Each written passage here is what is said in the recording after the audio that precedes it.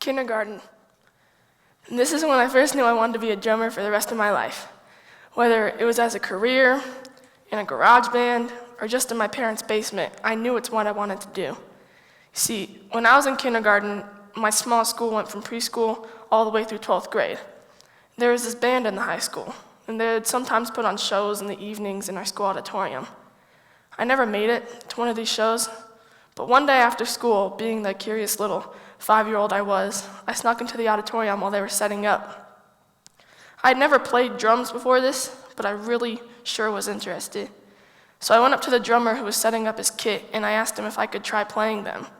He said, sure, why not?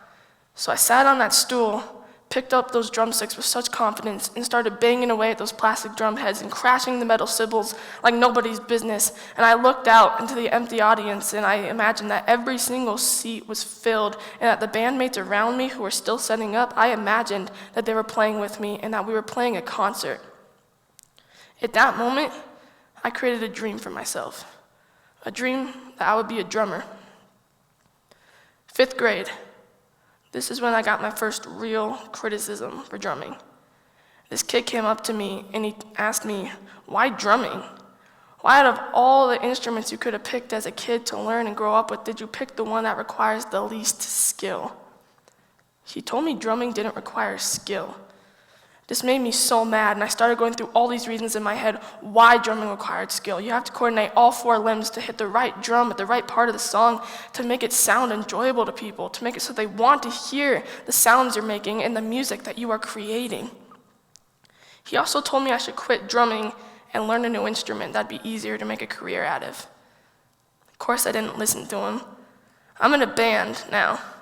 We're a pretty serious, committed band. We write our own music. We play local venues around Salt Lake City. We're playing concerts. I'm living that dream I had created way back when I was 5 years old.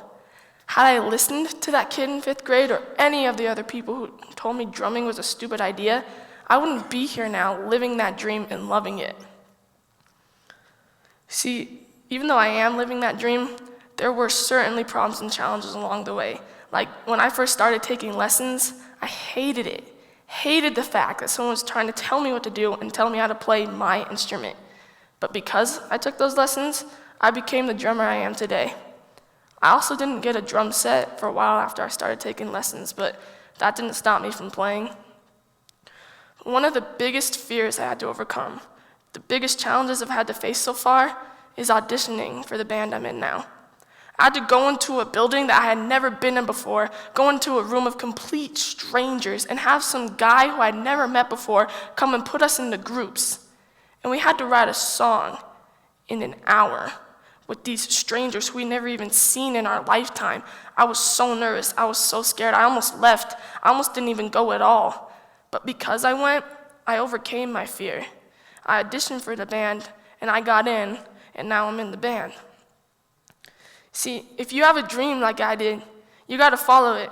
If it's what you know you wanna do for the rest of your life, you have to follow it. It doesn't even matter how stupid it sounds, and it doesn't have to be as a career. It could just be a hobby. But if you know it's what makes you happy, you gotta do it. You gotta do what makes you happy, and you have to ignore the haters. Only take constructive criticism, conquer your fears, find a way to work around the problems and challenges, and make them a reality. I followed my dreams. I made them a reality. I plan on continuing to follow them for the rest of my life. I hope you choose to do the same. Now, music isn't really for talking about, it's more for playing, so